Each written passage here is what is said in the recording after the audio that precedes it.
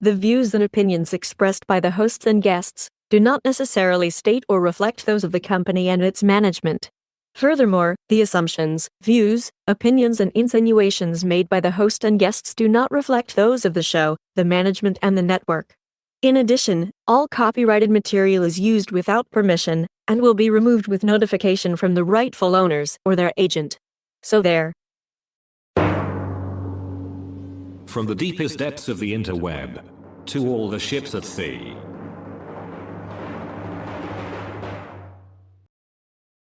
You found Just Killing Time on Radio TFI With your hosts, Bill Fancher, Ed Van Ness. Join the conversation. You can reach the guys at 754-800-CHAT, 754-800-2428. On social media, search for Radio TFI USA. From a payphone, call collect. Is that a 10-gallon hat, or are you just enjoying the show? Your Honor, may I have permission to treat Ms. Vito as a hostile witness? You think I'm hostile? Now wait till you see me tonight. Hello. Hello. Hello. Hello. Hello. Hello. Hello. Well, good morning, kids and kittens. You found Just Killing Time on Radio TFI and the Radio TFI family of networks. It is Sunday, July 26th, 2026. From the Radio TFI Executive Tower in Queens, New York, I'm Ed Van Ness. And from deep in the heart of Texas, it's the always irascible Bill Fancher. Good morning, Mr. Fancher. How are you today? I'm Batman. Right. Deep in the heart of Texas. Oh, there comes our spot review. And ladies and gentlemen, that's the Fighting Fanchers. Not yet. Give it a minute or two. Give it a minute. How we doing today, young man? We'll find out shortly. Well, I'm not gonna spoil anything, but I mean, hi, Barb. Ed says stop doing that. It's disgusting. You didn't say that. No, that's what, don't mind me, kids. He says don't mind him. I try not to. You well, go away then. Ed, it's nice to see you this morning. Good morning. I don't scream or anything, but I will go. You want me to leave, huh? Look, we're doing the show. We're live right now, so yeah. Thank you, Barb. You do you. It's bring your wife to work day. Security. I need better security. We put it in the budget for the new locks, and you chose to go get feather boas instead. What can we did I our say? best. We did our best. You just didn't work. It's the little trinkets and the shiny things that my precious. I'm familiar with that, but I've never seen. Neither have I. That's the only thing I know about it. I've never read the books anything like that. But as I was starting to say, and we're going to talk about this much later, there is an update to the IRS story. Yes, sir, there is. There is, and we're going to get into that in hour number 2, because Bill is just all at Twitter, so to speak. I'm all X. You're all X too. He is. It's been a fun week. It's 45 to go for me, baby. 45 to go. Rock and roll. We're chipping them down. Apropos of nothing and getting off on a bad start.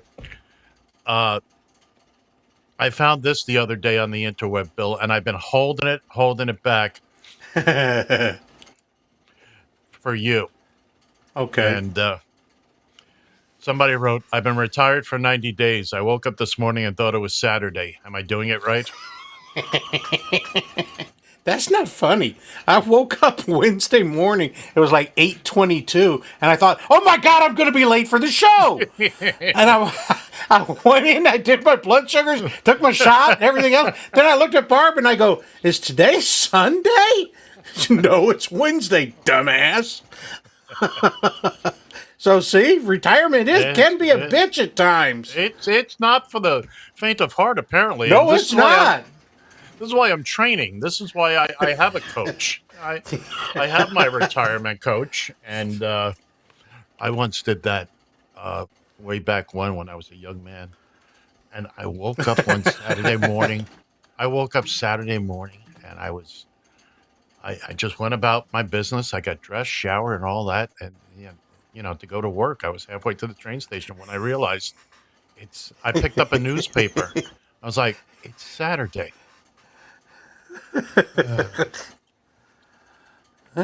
Sometimes your brain just does funny things.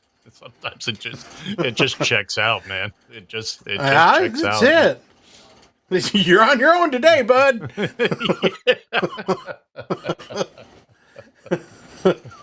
And we're here for all you good kind folks. 754-800-CHAT, 754-800-2428. If you'd like to join the little conversation here, we'll talk about whatever you want. As always, if you're at a payphone, call collect.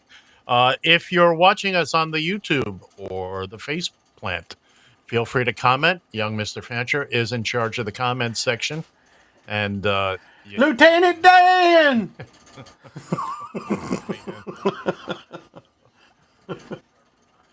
I was hoping to get through the first 10 minutes with. Oh well. Well, that's anyway. Anyway, we've got a bunch of stuff we want to get through today. By the way, Bill, I know that you. What? I know you watch. I what's was just great shocked at that we have a lot of stuff to go through. Today. Okay. Usually we're just killing time. That is the name of the show now, isn't it? By the way, apropos of nothing, which is actually the format of the show. Apropos of nothing. Barb, would you like a microphone to come on in and just... Well, apparently she left the portal open, so I'll have to get up and close it here in a minute. The Fighting Fanchers. We're going to spin them off into their own show. That's it. Rock'em Sock'em Robots. So... And with good reason. Oh, yes. Hey. Time out. Bill's going to take a moment here. You? I love these people. I just love these people. It's Ow! Also, Bill is having a big argument with his chair. Apparently. Hashtag big time professional radio. You know when this whole work thing is over for me.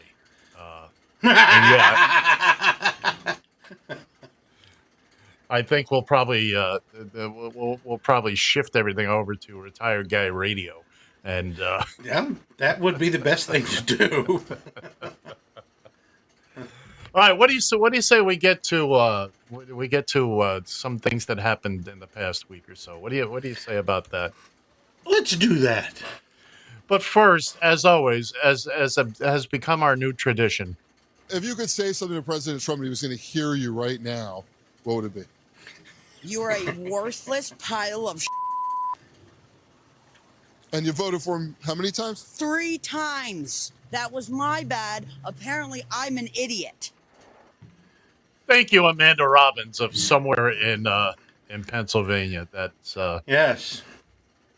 So everybody's favorite testosterone boy, Pete Hegseth. Oh dear Lord.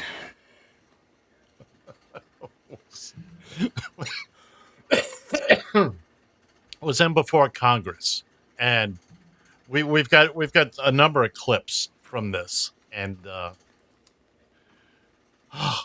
it must be good to be handsome and know the president and be right up his butt, Well, I was going to say 2 out of 3, but no. 2 out of 3. So we're going to start off with Senator Patty Murray, a Democrat out of Washington, attempting to squeeze an answer out of this overgrown Zagnut. I'll translate Well, that also for all of said you at here in the Texas. same, That's press Washington. conference, and I'm going to quote you. You urged Iran to, quote, let innocent ships pass freely. These international waters belong to all nations, not to Iran to tax, toll, or control. Last week, President Trump said the U.S. would charge a 20% toll to each ship to pass through the state. So based on your opposition to tolls, did you talk to the president out of that idea, or did someone else? Iran's not charging tolls, and they're shooting at ships right now. But Trump said that he wanted to charge a 20% toll. That's not the question. We have a blockade right now of all Iranian ships and Iranian ports, Didn't and answer the question. it's effective. My time is up. Repeat that again, Bill. Say what you just said again. I forgot what I already said. That's not the question. Oh. There's two themes there you running go. through. There's 2 themes running through this. That's not the question, and yes or no. As we all know, nobody has the ability to answer a question yes or no. No, or with the word one, W-O-N.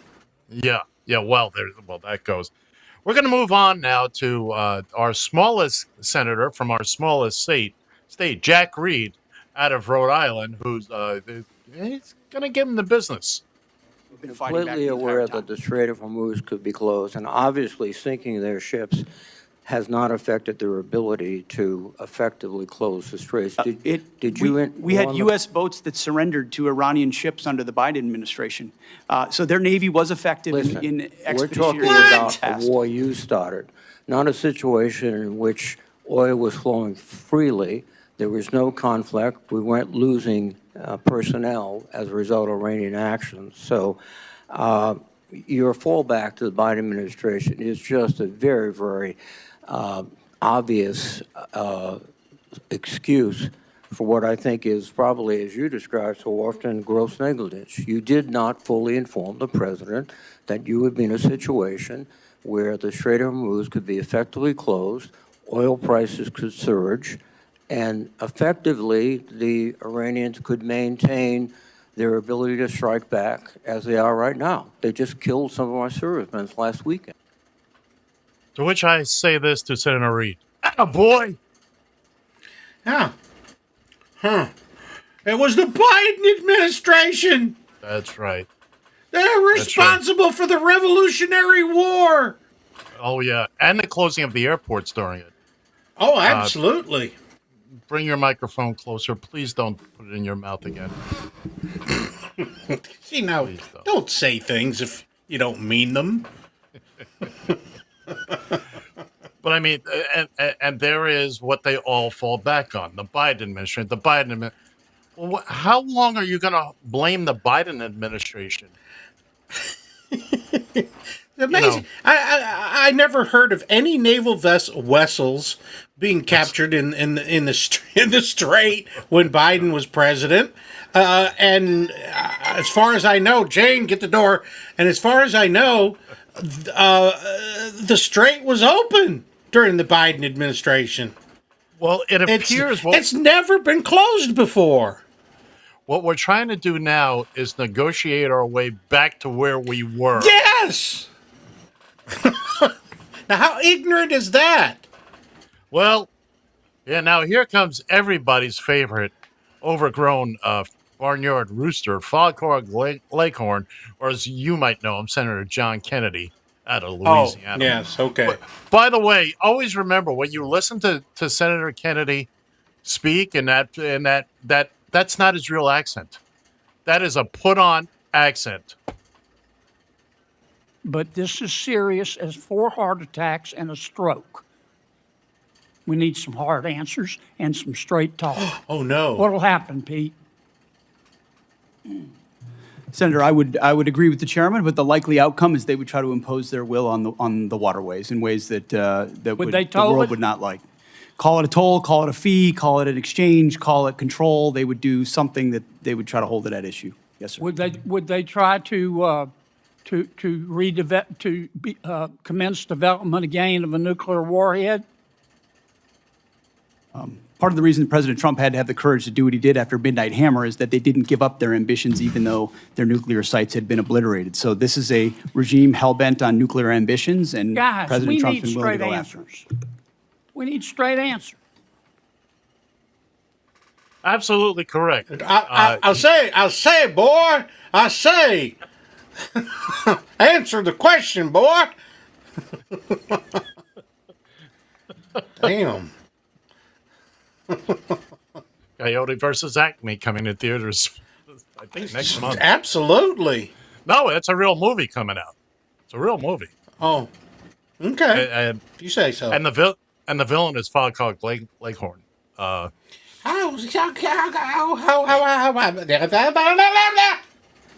he the villain? I just thought he was like. Look, open up your internet and type Coyote versus Acme. Okay, let me shut this down. Don't do it now. Okay. Is it in that layers thing? What's this red button do? So as you can see, even with one of his Republican comrades, who kind of beat up on him there, Hegseth is not going to answer a question that El Capitan, El Boss, El Jefe, and look at the phrasing he uses. He had the great courage to do. I mean, he's practically on his knees. He's practically on his knees. Well, there's no practically about it. Well, I suppose you're right. He's what we used to refer to in the hospital as the head nurse. Because you can tell by the dirty knees. Just hey gloss now. over that one. Wow! It's a deep fly ball to left. Man! Thank you. I had to kill some time to get to that one. It was. I guess you did. I did. There was no question about it. Stay in your own lane. I will. Thank you very much. Now comes the best part. And I've broken this up. Senator John Ossoff of Georgia. Oh. Now, if you didn't watch any of this is... You're about to see somebody who is long since over this kind of nonsense. Oh, yes. And take a good listen to how he treats, with all due respect, which is none, but he gives them respect anyway. And we'll go through these a little bit at a time. Ladies and gentlemen, Senator John Ossoff. In the second week of the conflict, you stated that Iran's military had been, quote, destroyed and, quote, made combat ineffective. Was that an accurate statement? Yes or no? Iran's ability to challenge the United States of America at the level at which we're capable of. That's not what I asked you, Mr. Secretary. You said on day 14, Iran's military had been, quote, destroyed and, quote, made combat ineffective. Yes or no? Was that an accurate statement? What the American military has done to the question? Iranian military is a historic military Will you defeat, answer the and question they're ineffective under oath? in that. Yes or no? They're each one-syllable words. It doesn't Very take simple a lot. words. You learned them in kindergarten. Yeah. And you learned no was one of the first words you ever learned. First words you ever learned, yes. And it became your best pal when you were about 2. But that aside, why can't we just, on top of the fact that the war has been won, about 18, 20 times now? At least. Why do we keep going after people we have obliterated? Do they have military capabilities or don't they? I kind of thought once it was obliterated, it was gone. That's always been my that's always been my take on it, because that was a word we used to use when I was a young man going out night clubbing. At the end of the night, what were you? You were obliterated. I was obliterated. There was a mop and a bucket to get me into the taxi. Yes. Usually there's no coming back from obliterated. Generally I don't care not. how hard you try. Yeah. And we tried. And we tried. Yes, we did. There's obliterated is quite often when you use the word obliterated, that's when you get a chance to use one of my favorite words, smithereens. Yeah, exactly. You don't get a chance to use smithereens very often, but, you know, he was obliterated to smithereens. It also goes with shenanigans and hijinks, but that's another story. Oh, no shenanigans. No shenanigans. We don't do I'm calling shenanigans. No. Oh, by the way, I hear we've hit cruising altitude. Yes, I'm sorry. We had a scheduled takeoff, so I forgot to tell you. What say we continue with Senator Ossoff? I think we're going to Seattle, so I'm getting off this Seattle? sumbitch. Yeah, well, I'm going to do a DB Cooper on this one. It's 2 weeks in a row you invoke DB Cooper. Oh, was it? Okay. Yeah. Let's go back to Senator Ossoff. What do you think? Yes, let's do that. 3 weeks later, you declared victory. That was now nearly 4 months ago. 3 weeks after you'd already said Iran's military was destroyed and combat ineffective, you said, quote, Operation Epic Fury was a historic and overwhelming victory. You said Iran's military had been rendered, quote, combat ineffective for years to come. And you stated we had, quote, achieved every single objective. Were those accurate statements? It certainly was, on behalf of the men and women in uniform, a historic military victory over Iran. Had Iran's military been rendered, quote, combat ineffective for years to come? That was They a had statement that you made 4 months ago. They had 160 naval vessels You need in to the answer Blue the Water questions, Navy, Mr. and they're gone. Secretary. Their Air Force is 4 months completely ago. combat You ineffective, said and they don't 4 have a months defense ago. industrial base. Excuse so me, describe Mr. to me a Secretary. country that doesn't have an Air Force, a Navy, or a defense industrial base, and Mr. I will describe to Secretary. you a country that does not have an effective Mr. military. Secretary, you It stated, can lob missiles. Mr. Secretary, you stated missiles, 4 but it's months not a ago combat-effective that Iran's military. military had been rendered, quote, combat ineffective for years to come. Has Iran's military been, for the last 4 months, combat ineffective? It's been set back not just years, but likely decades. You stated we had, can't quote, build at the level it did before, and not even close. It doesn't mean it doesn't have capabilities. Mr. Secretary, you stated we had, quote, achieved every single objective. Was that an accurate statement 4 months ago? The main objective of this was to ensure that Iran never gets a nuclear weapon. Their main sites were obliterated. We're watching over them, and we're holding that issue. If they don't give them up at the table, there's other ways we can take them away. Early in the conflict Iran will on never day have 3,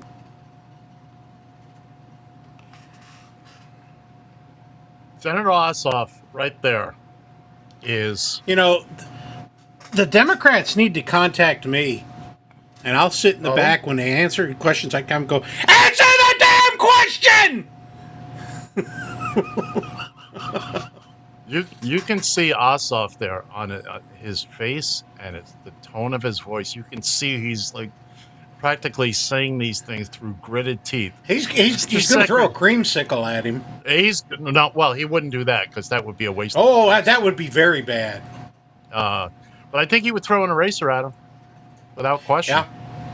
Can I say something kind of off target of that, but nonetheless? Yeah. But can you imagine this ticket for the Democrats in 28? Buttigieg and Ossoff? Ooh. That would be impressive. I'm feeling warm and fuzzy in my warm and fuzzy place. My toes are furry. Yeah, but that happens anyway. That's every now and then. My butterflies have been obliterated to smithereens. To smithereens. Yeah, I feel Ossoff's pain there. He just wants to reach over and slap the hair gel right out of him. Just slap that some bitch. Just answer the question.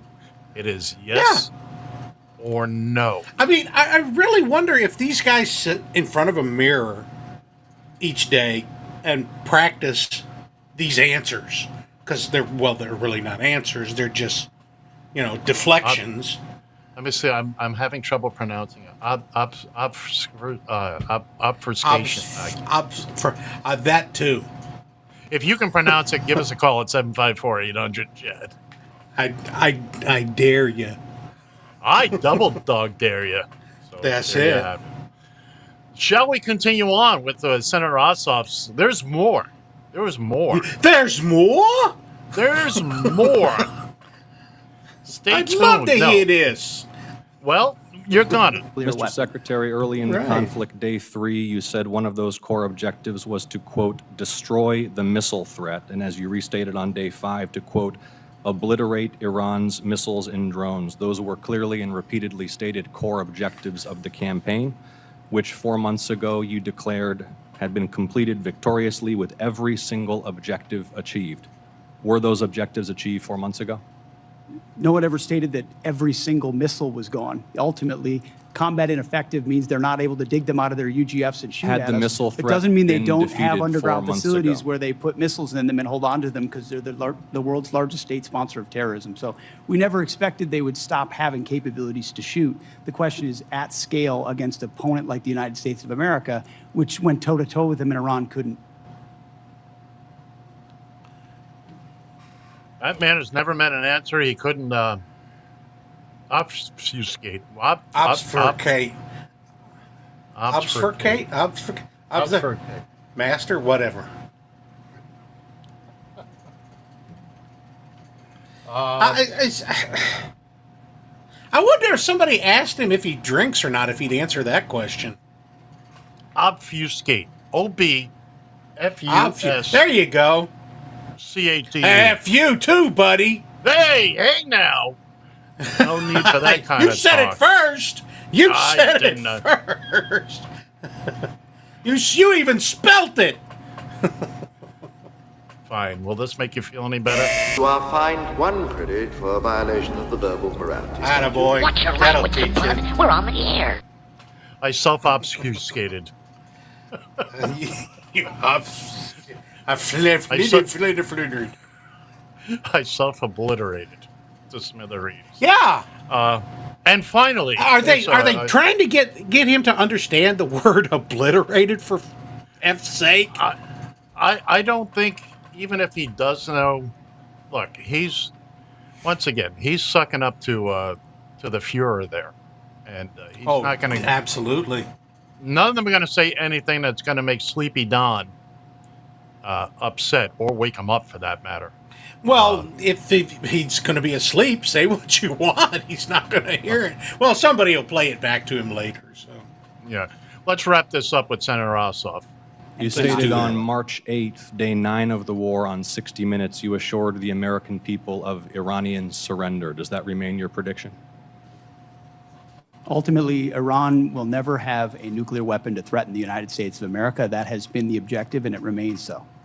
So just to review, you will not answer whether your statement made on the 14th day of the war that Iran's military had been, quote, destroyed and made combat ineffective was a truthful statement to the American people as you sit here and ask for tens of billions more for the conflict. Senator's time has Had a expired. historic and effective military campaign against the largest state sponsor of terrorism. Won't and will answer the ensure question. they never Senator get a nuclear weapon, Peters Senator. is recognized. And with a little cameo there by soon-to-be ex-Senator Susan Collins.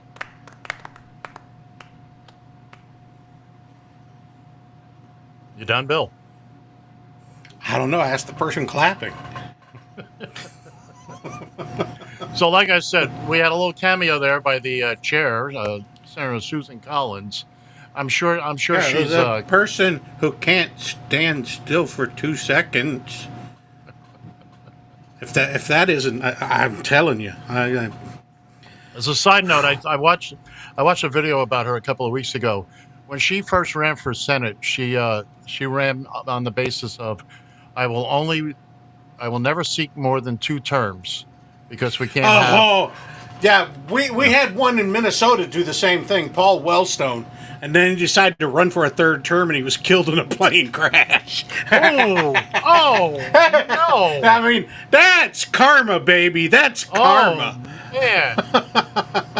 Oh, no. God said, keep your damn promises. That's just cruel in ways that I can't. Was highly a prophylactic. Wow. So, So Hegseth was up there all week. I didn't watch all of the. I didn't watch. I watched 5 minutes of it, and my brain starts to hurt. So, yeah, I watched some of the. What's the other idiot? The Department of Justice guy, the Attorney General. What's his name? Blanche. Blanche. Boy, this guy is just, He's been blanched a couple of times. You need to vote, kids and kittens. Boy, ain't that the damn truth. When you need to vote. So, moving on. You got anything else you wanted to say about Hegseth, or? He's a douchebag? Besides that. Oh, okay. Then no. Did I say no? Wait a minute. Well, actually, the question is that the Iranian military is ineffective. That's right. I'm sorry, what was the question again? Exactly.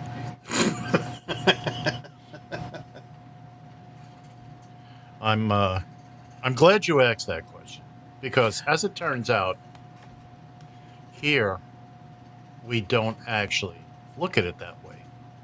And I could obfuscate. You better not. Not while we're live, you better not. No, never while we're live. I'll do a tight shot, and you'll never know it's happening. Oh, okay. So President Dumbass made some comments. Yeah. Segways? What segways? Segways are for kids. Well, Icy Mountain Road, baloney skin tires. Absolutely. We have kept the emergency bad turn alive, and yes, we have, haven't we? So anyway, Trump did an emergency bad turn.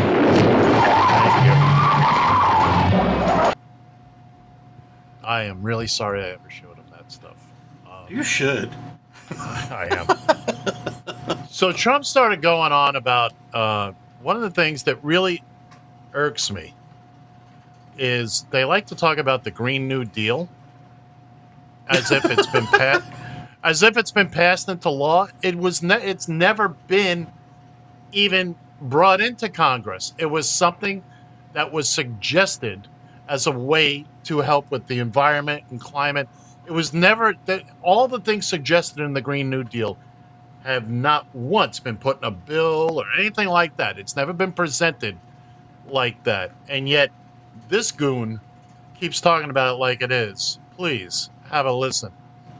And just like we did with the Green New Scam, where we were scammed, the whole country was, I wasn't scammed. I got it right from the beginning. I got it from the first minute when I heard this crap. They were saying wind was so wonderful, except you couldn't watch your television. They wanted to watch the debate. Donald Trump against Sleepy Joe Biden. Nobody could watch it because the wind wasn't blowing. Remember that? Darling, we'd like to watch the debate tonight. I'm sorry, the wind isn't blowing. No, that's one of the great scams of all time. Yes, because as we all know, wind does nothing for us. Oh, except for the fact that we managed to travel across great distances on the oceans for hundreds of years on wind power. We have harnessed the power of the wind in giant turbines. And we're obliterating the birds. Well, we are killing. And they're eating the dogs. They're eating the cats. That's right. You can't watch TV because the wind is blowing. Look, yeah. Unless the wind has a name and the rain is blowing sideways. Well, the wind is called Mariah. Well, it's hard to argue with that. It's so friggin' stupid. I can't argue with it.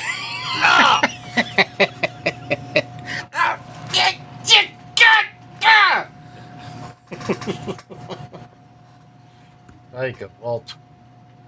So, and it's always, on top of everything else that burns me about them, it's taking this idea of helping the environment and all that, and things that we could do or might do, and again, never packaged as a bill, never packaged as a law, never presented like that.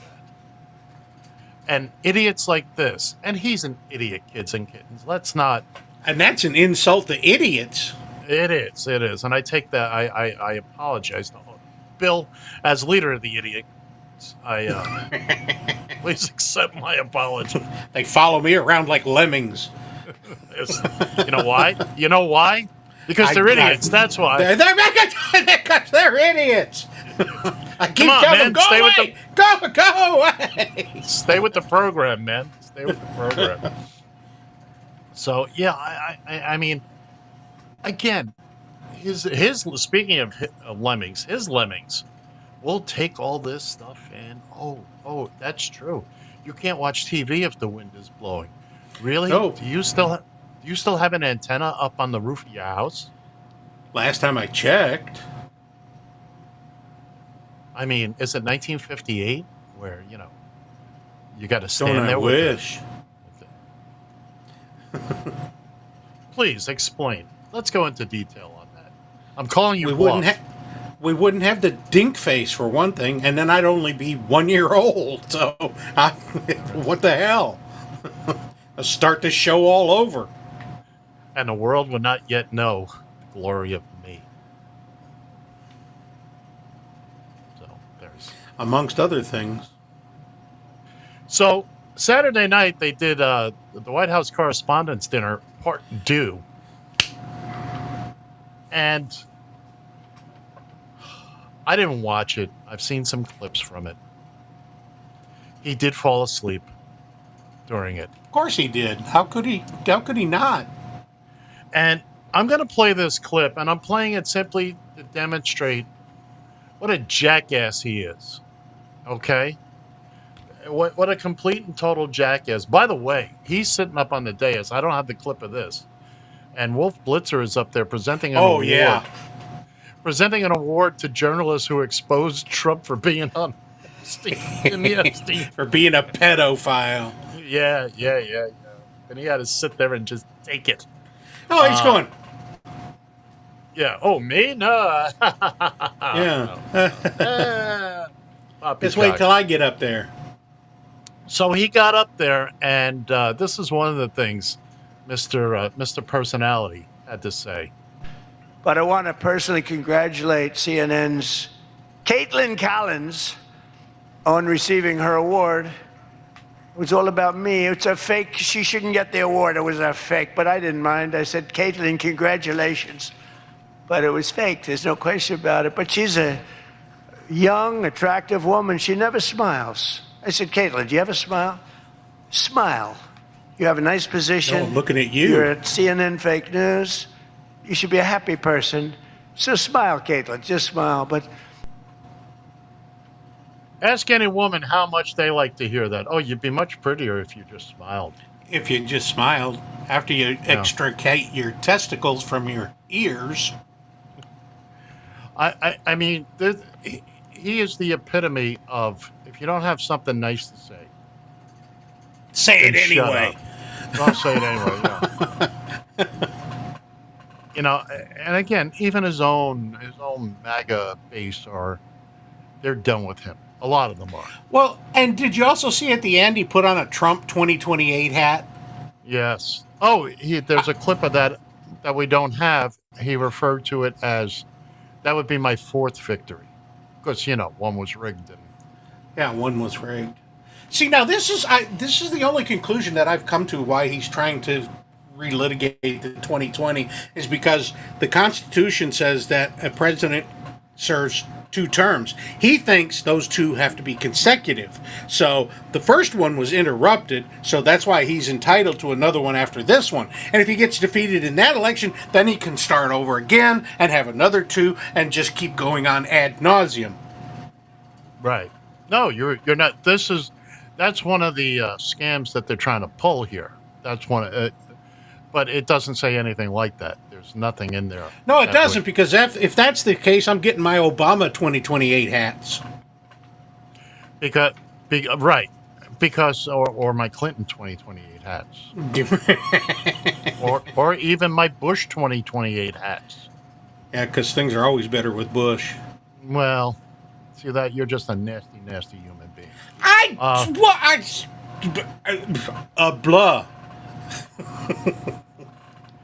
But despite everything else, even if somehow he got his rigged, talking about rigged, his rigged Supreme Court to go along with this, in the, it says right there, you can't serve more than 10 years, period. Exactly. Because even if you take over the middle of somebody's term, right, you cannot serve more than 10. So if you come in more than halfway through the first term, yes, then you can have two, through somebody's term, then you can run for 2 more terms. But yeah, and LBJ was the closest to being able to do that. Right, but he decided not to run.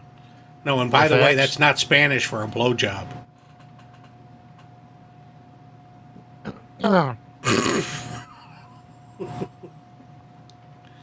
It's like an El Camino. Do you know what that means? You're going to tell me, aren't you? It's Spanish for the Camino.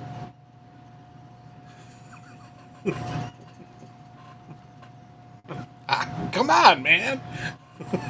Deep fly ball to center. 754-800 chat. Please. 754-800-2428. Please get me out of this. Dear good Lord above, I have housed your son Gil Christ for lo these many years. Gil, shut up. Talking to your dad. Gil Christ is one of the heads in the duffel bag, by the way. I kind of thought he was.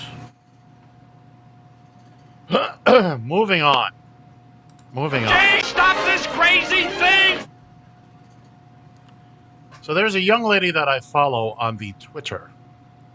JoJo from Jersey. She's very funny. Wow. Is she? And now? she did it. Yeah, she is. Okay, and we should get her on the show. We're about to any second now. Oh, okay. If you shut your yap. The rest of you lemmings, go sit down. Be quiet. That egg guy is speaking. That's it. Well, by the way, I used that egg guy in a sentence yesterday. Of course, the person I was talking about had no idea what it, But I used it. Just slipped out. No, I geared the conversation so I could. Oh, okay.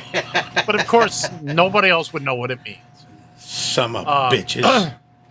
Anyway, we're about to take a little tour of the White House and all the home improvements in this old house. In case you missed it, Dan Pampers on the Back Nine Scavino proudly posted a new video of the Oval Office this week, and I swear to God, it looks less like the office of the President of the United States and more like the inside of a Fabergé egg that caught gonorrhea in the back room of a strip mall nail salon. There's so much gold glued onto every available surface, it looks like King Midas wandered into a Hobby Lobby during a manic episode, and nobody had the courage to take his rewards card away. Every wall has another unnecessary flourish. Every shelf is sagging under the weight of some gilded little monstrosity. Every horizontal inch is occupied by decorative nonsense that looks like it was handed out at a dictator's funeral or included free with a petrostate arms deal. And the model airplanes, sweet Christ, the model airplanes. They're scattered around the room like somebody knocked over the display case at an authoritarian aviation expo and nobody bothered cleaning it up. It doesn't feel like the Oval Office anymore. It feels like Versailles got roofied by Timu. And that's the restrained part, because what Donald Trump is doing to the White House isn't restoration. It's desecration with a building permit. Now that was funny. That right there, I don't care what you say, that right there is funny. That right there was funny. There's no question about it. She obfuscated. No, she didn't. And you couldn't tell anyway she was sitting down. Yeah, she was sitting down. Hey! Hey now! Hey! So yeah, she's very funny, and she usually doesn't do bits that long, and but I felt that was I mean just all this gold. This is he wants to be up there with Putin and all that stuff. He thinks for some reason he thinks gold is like it's like it's gold. Yeah. Hey, look, I know you watched the World Cup final last week.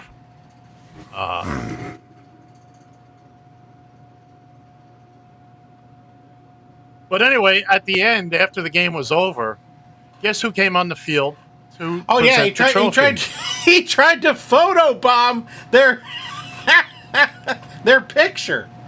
Now, I'm about to play something here, and what I want you to look at is the first two images you'll see. It really looks like he's trying to take that trophy. Take a look at this. Look at him with the FIFA guy. Give me that. Give me that. Oh, no, it's mine. It's mine. Mine, you understand? Mine! Oh, mine! Get that in there! Down! Go! Mine!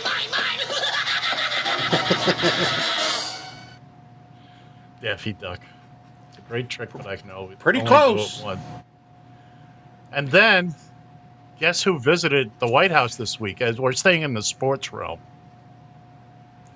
Everybody's favorite Could team. it have been the FIFA team? No. Nah, they wouldn't have done that. Well, it's not the Knicks. They said they weren't going to do it if you threatened them with nuclear obliteration. Wow. Do I have to report this? He's being given a World Series. I don't want to report this. That's beautiful. Thank you very much. It's got your name. That's so good. That's right. Oh, because you never do. He was given a World Series ring by For what? By the Dodgers. By Shohei Ohtani? No wonder Funny he you should- turned his finger green. It's funny you should mention that. Shohei Ohtani. Shohei Ohtani. That's him. He's amazing. He's amazing. Everybody loves him. Yes, especially Bill fans. No, they don't. Once again, he's caught in a lie. And you can fact check it right here. There we go. There's two of Bill's favorite people. His most favorite people in the Somebody should on the planet. obliterate those two. Look at that. Donald, Jessica Trump, and Shohei Ohtani. Bill, enjoy it. Bill, we're gonna have this image blown up and sent to you. I wish you would. Please. I should say enlarged. And would you like it obfuscated to smithereens? Yes, please. Fold it up nice and neatly and shove it right up his arse. We're just going to leave that there for a couple minutes until we Okay. hit final approach at Seattle. We don't have final clearance yet. We don't. No clearance? No. Clarence isn't aboard this craft. I saw this picture this week. I said, oh boy. Bill's face is going to turn shades of red that haven't been invented yet. What's the phrase I'm looking for? Oh, like no one's ever seen before. Yeah. I'm going to turn into the Plaid Hulk. Nobody's ever seen anything like this before.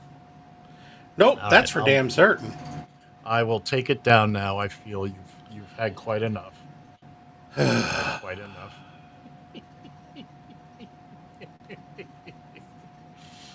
Damn. What do you think about that, Bill? The Dodgers. First off, I don't like the Dodgers, and I really don't like Shohei Ohtani.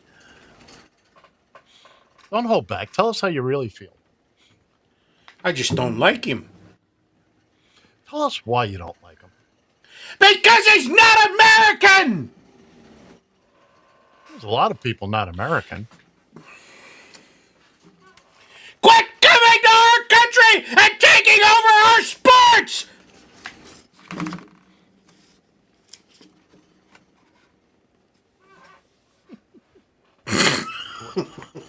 What time is it, Bill? It's time to go away. It's time for America's favorite game show. Fix your camera. Oh, okay. There we go. Oh man, you boy, that really hit you where it hurts, didn't it? Slightly. That's for all the times you've given me a hard time and made me feel bad about myself. And Pobrecito. that photo will remain right along with I am the action, or apparently I am an idiot. That's going in the permanent collection. I thought you said you were going to have my picture at the start of the show changed out this week. I didn't have time because I was working. Oh no! See what all you see how many things you miss out on by doing that. See what kind of havoc it wreaks upon your life. 45 to go, baby. 45 to go. You could, but see, you could wake up on Wednesday and think it's Sunday. So what the hell? I may do that anyway this week. Why not? So here's some random ramblings from the interweb that I picked up during the week. No matter how stupid you think Trump supporters are, you are underestimating how stupid Trump supporters are. Absolutely. I thought so. Let's see. Somewhere in America, a little girl is hiding in an attic writing about ice. That's just sad. That's, you know what that's kind of, what, too soon? Do you know what that's referencing? Yes, I know what that's saying. That hot dog woman, Anne Frankfurter. Too soon. Too soon. The reason why billionaires are so obsessed with going to space is because guillotines don't work in zero gravity. Hey now. Those are things that make you go, And finally, in ramblings from the interweb, Trump ordered on Friday the Smithsonian to install signs at their history museum telling visitors that some of the exhibits are inaccurate. Trump says leaders of the Smithsonian and its National Museum of American History don't tell history, quote, in a way that is inspiring, unifying, and worthy of our great republic, unquote. In other words, he wants it told the white way. Yeah. That's not right. That's not right with a lisp. It's not. No, it's not. It's ladies and gentlemen, boys and girls, kids and kittens, got to get him out of there. And what would he know about history? He's never read a damn book in his life. No. The other thing I didn't pull it up. There was a picture of the reflecting pool, and somebody had written the reflecting pool is all I see is scum. No, it said the reflecting pool is gently flapping in the breeze today. Oh yeah, that they said that there was. I saw the news report that they put the plastic sheeting over it so you couldn't look through the fence, and it's just all flat. Yeah. Well, not only that, but actually the stuff they put down in the pool that's peeled up, that's what's flapping in the breeze. Well, considering they drove over it after it was put down, how they could have thought that didn't have anything to do with it. And not just like one car or a golf cart. No, they had to have the whole damn entourage going through, like a bunch of lemmings. Idiots. Pretty much. Wow, we managed to almost obliterate that first. I was going to say, almost obliterated that hour. Man, I'll tell you what, there are days and there are days. Mama said they'd be days like that. She did. Mama was right. Mama was absolutely right. I'm looking forward, very much forward, to hour 2 because now Bill told the great story last week about him. What's the word I want to use? Obliterating the IRS. And he's very proud of himself. If you go to your local library, you can read the story online. So, yeah. Excuse me, what the hell's a library? or library. Look it up on Google. So I get a call from Bill, was it yesterday, day before, and he tells me that he has received something in the mail, but he will not tell me exactly what it is. He's saving it for you kind of folks. So at the top of the next Classified. hour, when we start hour 2, on top of all the brilliant conversation that normally occurs in a 60-minute span, I will be listening with rapt attention to whatever it is that Mr. Fancher aboard Flight 666 to Seattle. Oh, we've already has to landed. say. Oh. Now we're trying to go to the luggage terminal, which is 8 miles away from where you land. That would explain the rattling then. Exactly. So please stay tuned for that, because I am very interested to find out just when. You should be. Now, Bill, I have a question. Of course, I have no knowledge of what is in whatever it is you're going to tell us. But do you think you'll be able to still do football picks from prison? No. Because I won't be in. No, because I won't be in prison. Really? Really? Mm-hmm. Absolutely. You're going to tell me all this stuff has been obliterated to smithereens? Yep, I'm going to be in the White House. It's turning into the gold-plated house, my friend. No, I'm going to turn it all into silver. By the way, before we go, just a quick, because I kept getting text messages and pictures about Bill's time in hell this week. You want to explain that to us, sir? You should have seen the weather forecast for next week. Here's the forecast. 7 days, 103 across the board. High temperatures, 103. Our low temperature the other night was 89. Oh. That was our low temperature. Oh. And I took a picture and I sent it to Ed. I believe it was 111. And I said, welcome to hell. Yikes. It's the reason number 17. And you know, I don't need to be in Texas. No, that's what really bugs the crap out of me. We hit 110, 112, 115. We don't make the national news. New York hits 89 degrees and y'all are crapping turds everywhere. I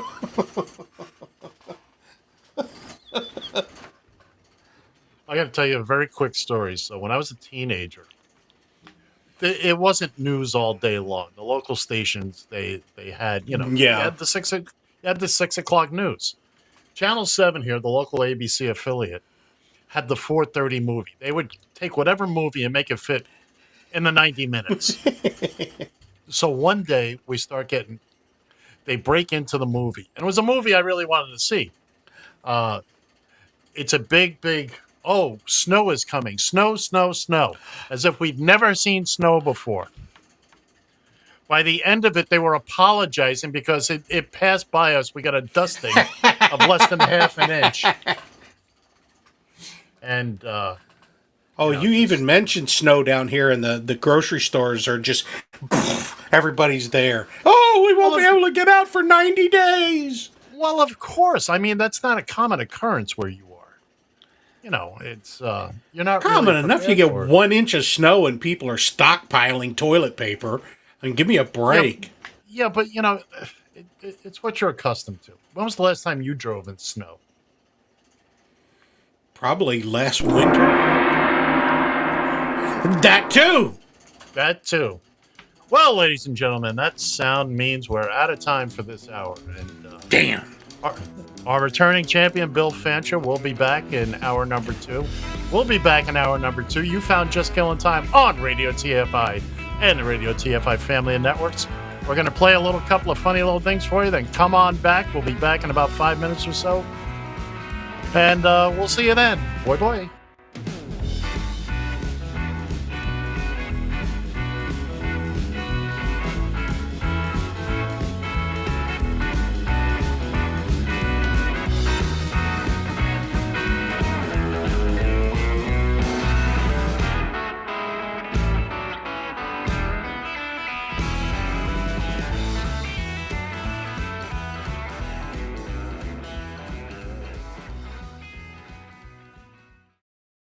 TFI.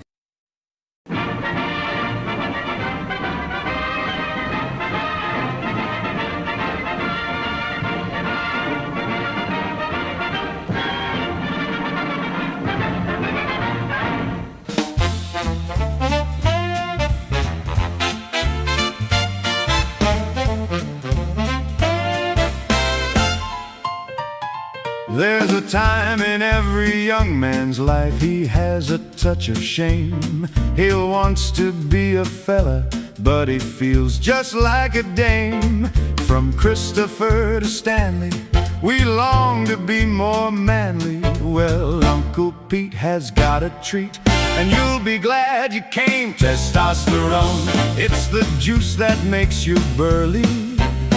Testosterone, you'll no longer feel so girly. Testosterone, with a smile so white and pearly.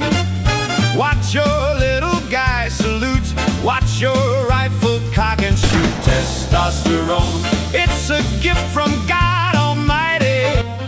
Testosterone, filling up your tighty-whitey. Testosterone, it's a kick to feel so mighty. So stand and shout and whip it out. Testosterone.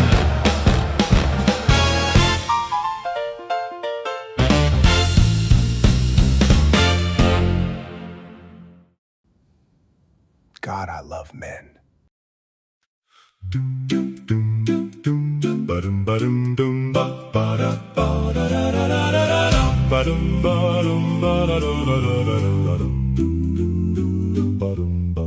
We're the men of Rushmore, and we've been here for some time. We need to draw attention to a thought that's on our minds.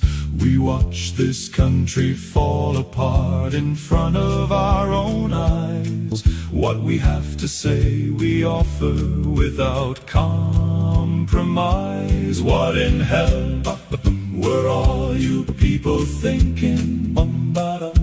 Were you high or were you binging with your drinking? You picked a man who's never done an honest day of work.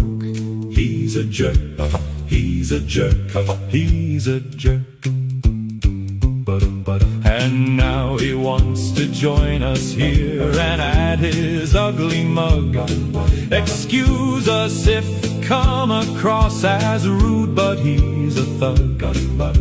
We have earned the honor to be carved into this rock, and you'd expect us to accept this egocentric cock. What in hell were all you people thinking? Were you high or were you drowning in your drinking? This little man with tiny hands, he's nothing but a twerp. He's a jerk, he's a jerk, he's a jerk. So let us make it crystal clear, there's no room for that face. To put him on Mount Rushmore is a terrible disgrace. If the founding fathers ever learned about this twit, they'd roll right over in their graves and take a fucking shit. We're the men of Rushmore, and we've been here for some time. But before we go, we have one thing, a duty to remind. We offer this with best intentions, and for what it's worth, he's a jerk, he's a jerk, he's a jerk. Yes, he's a jerk, he's a jerk, a freaking jerk.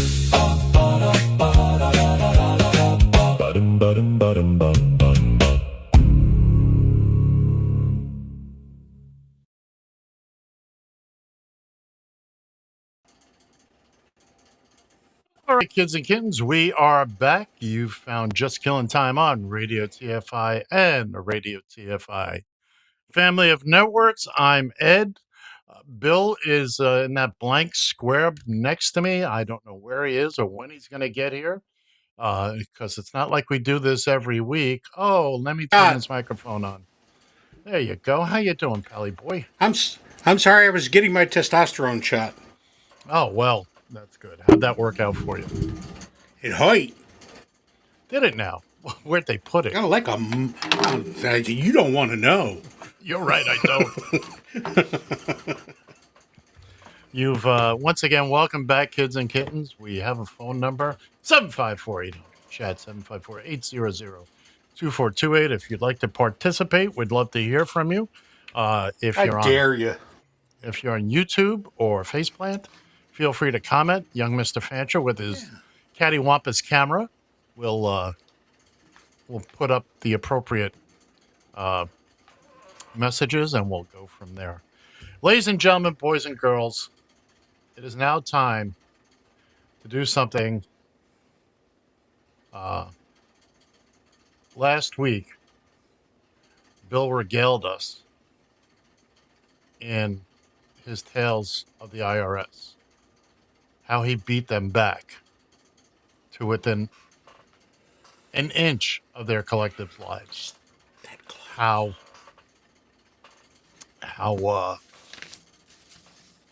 he did it is still a minor miracle to me. But apparently, I'm an evil genius. That's how. But apparently, there's more to it. We have updates. But before we do that, I want to put you in the proper frame of mind, Bill. Ted Cruz, go fuck yourself. Ladies and gentlemen, boys and girls, kids and kittens.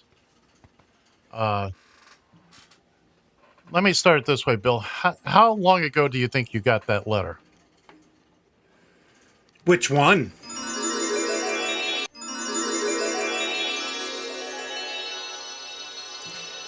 It was just the other day. I'm sure you remember it well. It was just the other day. I'm all ears. Are you? You look like Ed, but okay.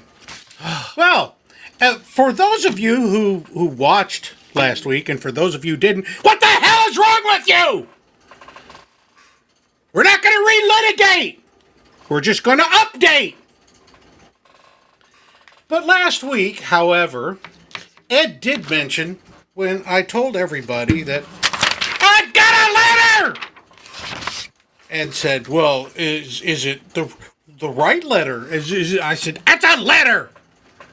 And he says, "Well, you should make sure that it comes from an official documentation." And look and see here. Now hold on a second, Bill. Let's speak. What's that say right there? What's that say right there? But the first letter you held up was from your attorney. From my attorney. But this one's from who? It's from no! Iris. Look at here. It's a virus from the iris. How about that?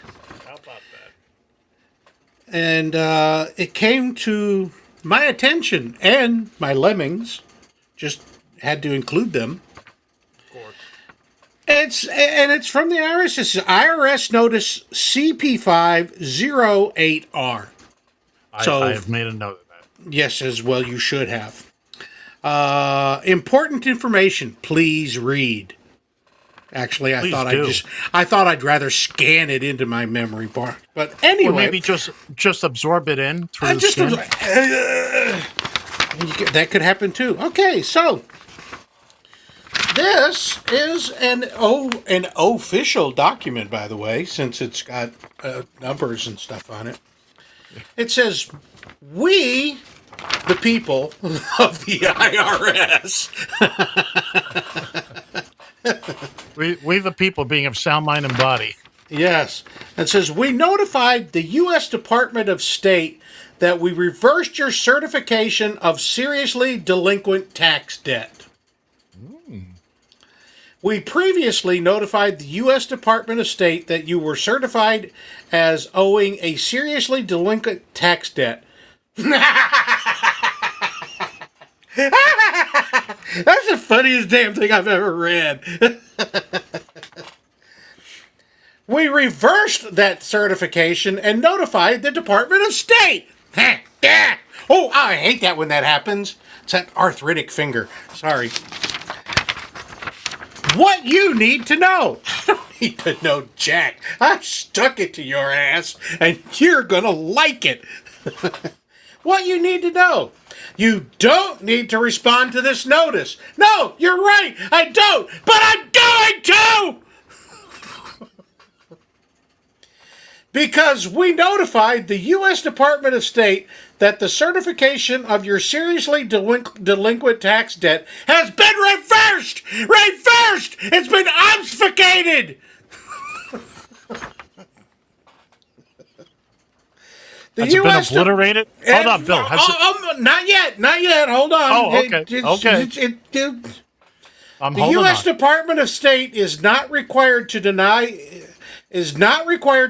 your application for a passport or passport renewal and cannot revoke your current passport because you owe tax. I don't owe anything. You stupid SOBs. Okay.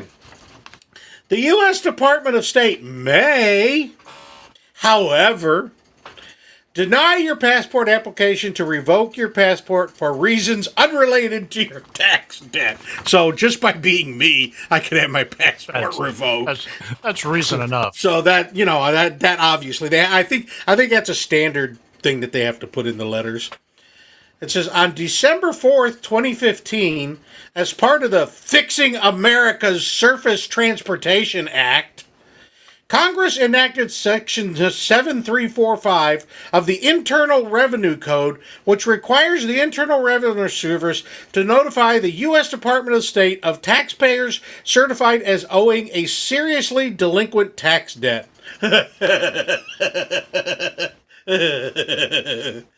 this just makes me laugh. Just makes me giggle. Look at you. Look at you. Look at me.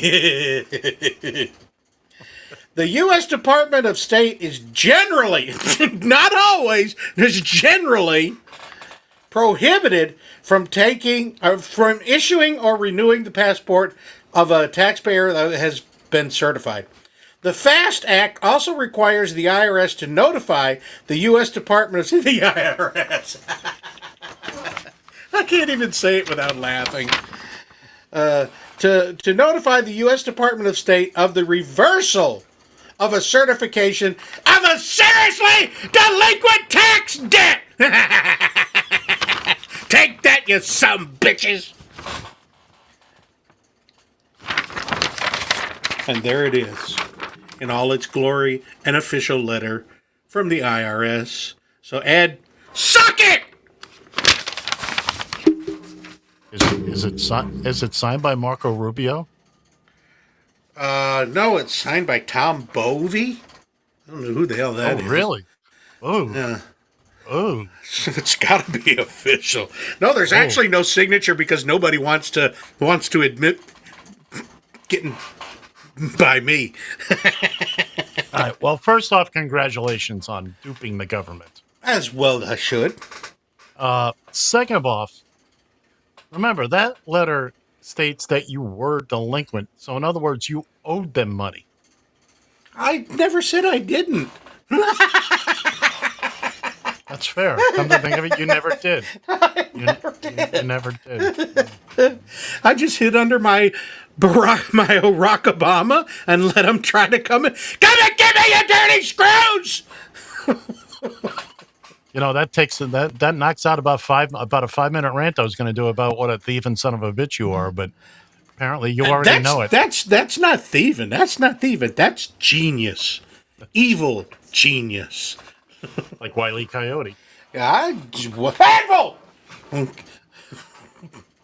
So, hey, people out there are all pissed off that I did this. The reason they're pissed off is because they didn't think of it first. So, Bill, if I'm understanding your last statement correctly, so what you're saying is you're the first person to come up with the ingenious plan to just ignore the IRS. Well, I'm not the first one. Wesley Snipes tried it, but he didn't get away with it. No, he did not. No, he did not. Didn't work out for old Wesley. No, it did not. So see, you know, if you're a big profile person, they're going to come get you. It's as simple as that. I just slid under the Ethernet, and they forgot all about me. Yeah, but you owed them a significant amount of money. I mean, that was... Oh, I owed them $1.8 billion.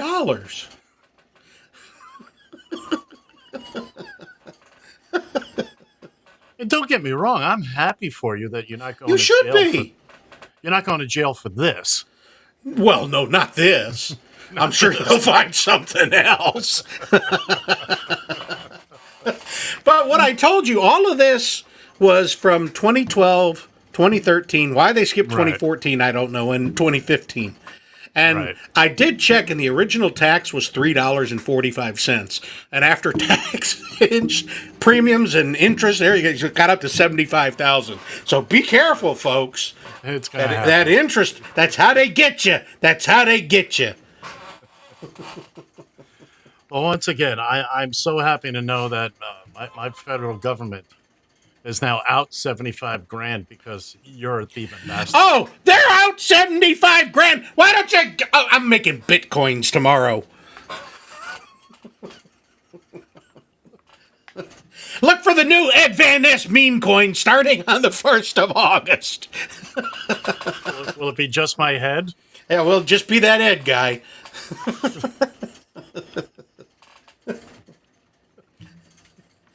We're gonna get rich.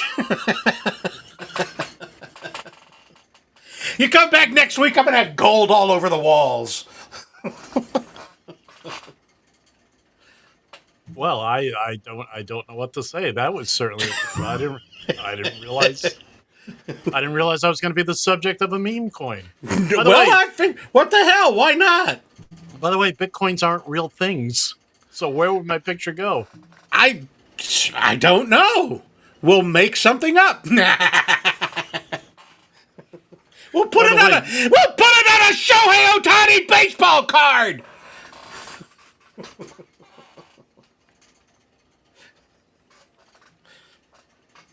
By the way, you know who makes money off of Bitcoin, don't you? Yeah, Donald Trump. Just the people that collect the processing fees. Yes. And there you go. That's for you, buddy. Oh, you dirty, rotten SOB. Oh, I hate that when that happens. Hey, well, that's twice now. It's that arthritic condition. I do. It's a condition, so you can't buzz me for that. I did not buzz you. I did not buzz you. But we're getting concerned about you, and well, you should. The IRS can't come. The federal government can't come after you for this one. But I'm sure there's other things. I'm bulletproof. Me and the Red Hulk. You sit right in front of a window, don't you? Yeah, now that you mentioned it. Maybe next not week a you'll good see. thing. You'll see a different configuration. Well, I'm happy you have an official letter from Iris stating that you're. That'll teach you for being skeptical. That will teach you. Don't ever doubt me. All I said was that was a letter from your attorney, and it just got here before the official letter. They just knew. But it doesn't matter. You still were not in possession of it. Now you are. Yeah. Although to be quite honest, this letter simply states the State Department has no issue with you now. It does not say... You would bring that up, wouldn't you? It does not say that you're okie dokie fine 10-4 in life in general. Oh, well, no, nobody is. We're all under the Trump administration at this point. So until you get another letter from Iris that says you're okie dokie fine 10-4, this just says you're okie dokie fine 10-4 with the State Department. Well, see, the State Department found me because I submitted a request for a passport. The IRS still don't know where the F I am, so... Well, the letter found you now, didn't it? Yeah, but the IRS, that's two different organizations, apparently. The IRS and the people that sent out the letter? Yeah, apparently right don't know what the left's doing. That's typical in our government. Look at the letterhead on that letter. It says IRS. I know it does, but somebody's a real dumbass. They found you. No, they didn't. The State Department found me. Well, if they found me now, why couldn't they find me 10 years ago? Because I was hiding under Barack Obama.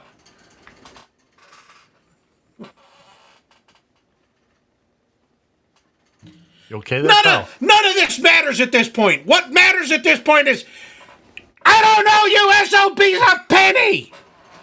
That's all that matters. Mic drop.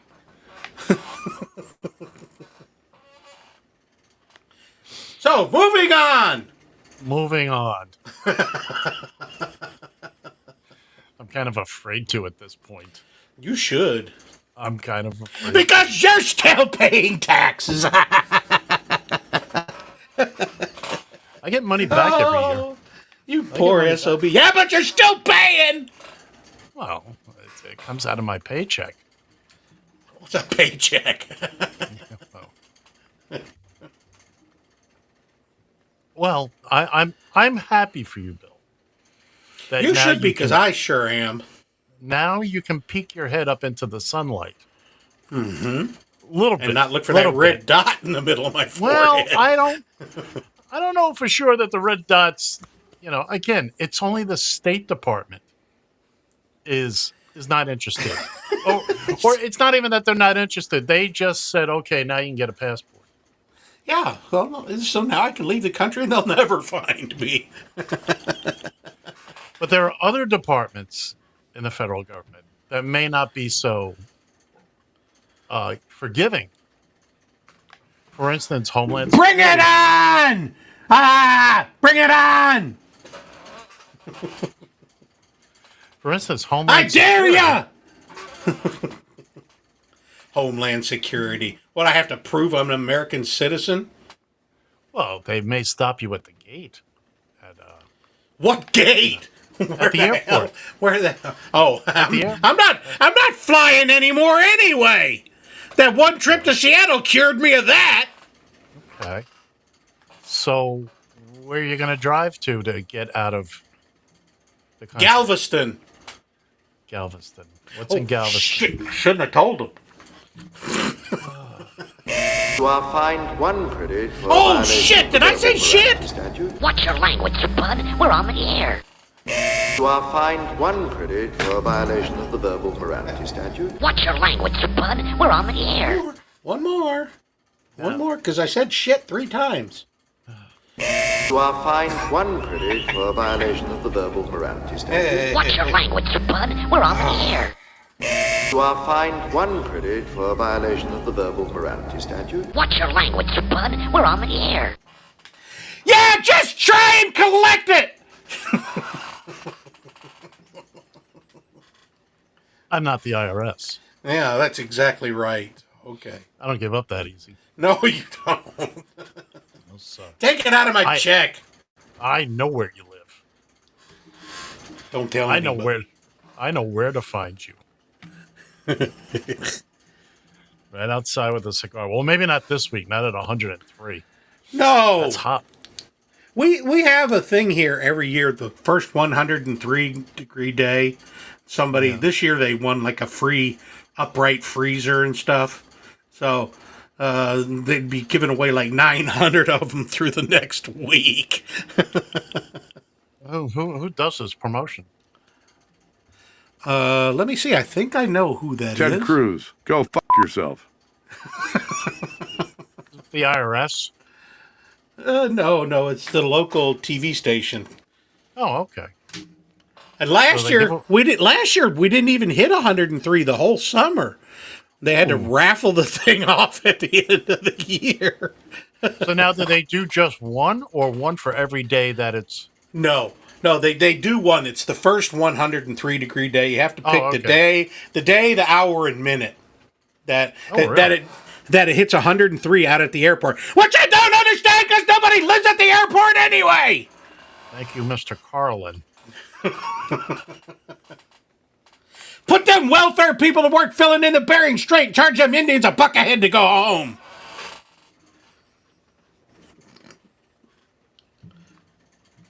You want to do the rest of the album? No. I could, but I won't. Pull out. Real men don't pull out. That's just like going to eat at the restaurant. She goes, "Would you like a would you like a box with that?" I go, "Boxes are for losers."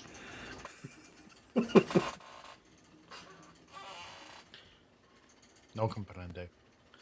You're quitting. I'm quitting. I'm giving up. Give me a box. You loser.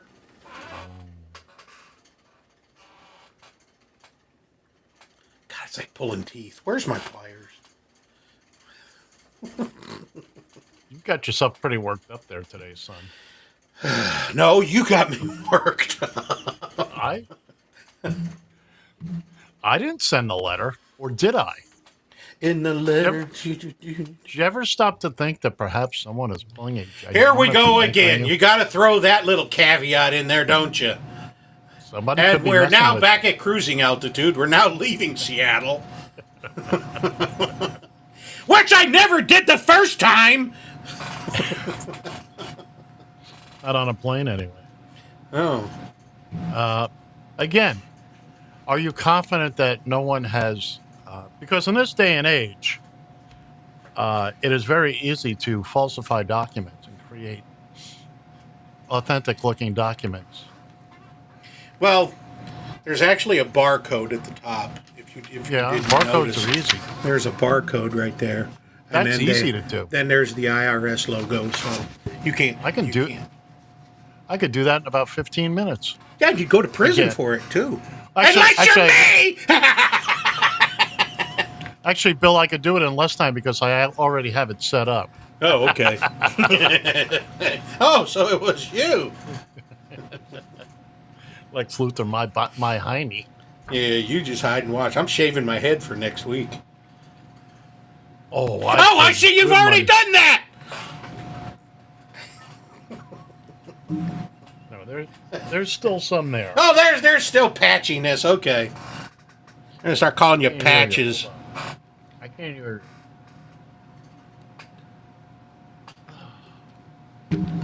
So there's still you got that Sam Drucker look going there.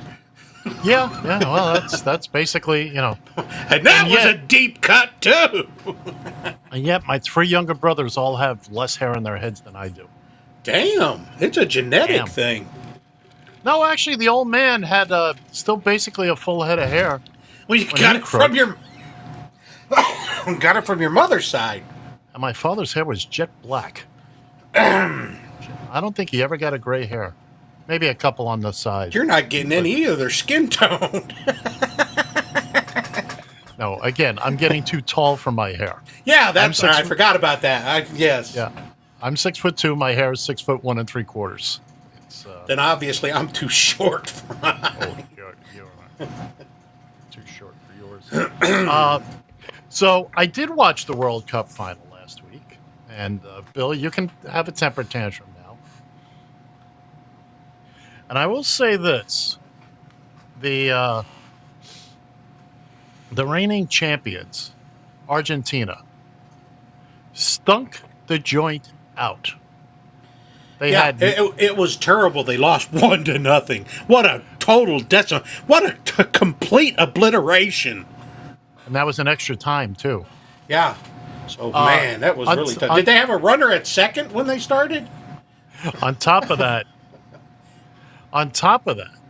they had no official shots on goal. And the superstar, Messi, Leonardo, whatever his name is, Messi. Leonardo da Vinci. They admitted on the broadcast, Messi doesn't play defense unless he absolutely has to. He basically walks. Neither did Kareem Abdul-Jabbar. Yeah, well, that's not true. No, that's not true. It's just a movie reference. Yeah, and you tried dragging Lanier up and down the court for 48 minutes. Yeah. And basically, he just walks up and down his side of the pitch until the ball comes his way. So now, at one point, they lost one of their players. So in football, or soccer, as the case may be, when one of your players is ejected, they get that red card. You don't substitute him. You're down a man. It's not, you don't get a new line like hockey. The new line doesn't come out. No. You play with 10 men. Well, it kind of is like hockey because now you got a power play going. No, this isn't a power play. This is, if your guy gets booted out. Yeah, the other team now has a power play because they got one more man than you do. Right, but for the rest of the game. It's not just for 2 minutes. Yeah, so, hey, that's your fault for getting a red card, you douche. But the point I'm getting to is, so now you should have gone to Trump. You'd have got out of it. Oh, you should have called me.